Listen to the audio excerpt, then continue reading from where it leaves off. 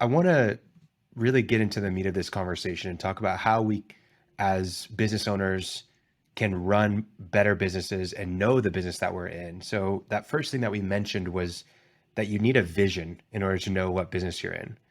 And I think that vision is such a mushy word for a lot of people. It means a lot and nothing at the same time. But I love the quote by Helen Keller. Let's see if I can get it right. How terrible it must be able to see but not have any vision. And Mm, coming from a blind woman, I think that means a lot. But uh, I think the vision is, you mentioned earlier, knowing who you are and who you are not. And I think a vision for your company is knowing who you want to become, and also not knowing by knowing who you want to become, knowing who you don't want to become. And it's so easy for us to focus on just what we are doing each and every day. And we get wrapped up in putting out fires and dealing with the tasks that just make us work hour upon hour, that we're not able to step back and understand what we're actually working towards and who we're becoming as a company. yeah. And so whenever you are looking to, a vision as your North Star rather than just, am I getting my task done today? It really changes the way that you play the game.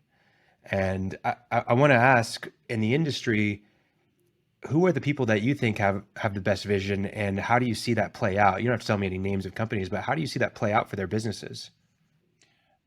This again, this is a great conversation. So it's funny about kind of that slippery, mushy word vision, right? Because somebody once told me, if you look up vision in the word in the dictionary, it says the definition is crappy with details, right? And so I always liked being the vision guy. But if I'm honest, again, after the great rethinking and a couple years to reflect, I don't know that I did a good enough job painting that picture in detail. Yeah, I'm hoping for me, I think the vision for a company and a direction should be something that when you're communicating, you're articulating it to your team.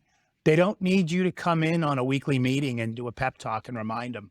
They're able to internalize it and see it, right? So, um, the thing I hear talked about most, Khalil, in the post pandemic era in my industry is people are talking about the need for great partnerships. I think everybody's a little hesitant to run back to 100% of the staff they were, 100% of the infrastructure spend. If you were in 200,000 square feet for your facility and you've downsized to 50 or 80, are you ready to jump back with another 100,000 square feet and all the people and all the equipment that you need? The answer is no. So I'm hearing more and more really successful companies that I look up to, the ones that were 50, 80, 100, $150 million companies, they're rethinking their own strategy. And I'm not going to name them because not everybody likes to admit what they outsource. But one of the reasons we've chose our vision to be just an amazing, trustworthy partner. We always were doing I&D labor, installation and dismantle labor for companies that sent their customers to cities where we were in. I think labor companies know what it's like to be that partner. I think for us to be more in service, we're now a build partner. We're now a partner that if we're in that city, fewer cities, I want to actually know more about the city. So if you need a caterer for your client's big brand event in Las Vegas, I don't do catering, but I'm a level one door kicker, man. And I'm going to be able to plug you into two or three people. And by the way, let me get out of the way. I don't need to make 10% on it or 15% on it.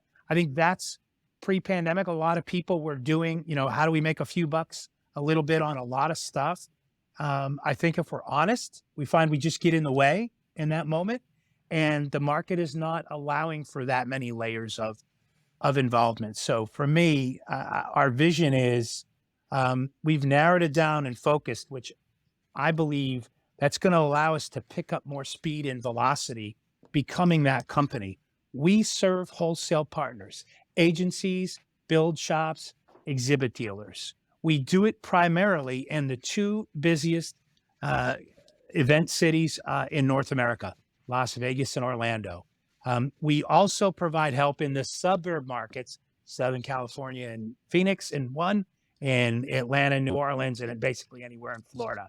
By the way, 52% of all business events in the US happen in those 10 or 12 cities I just named.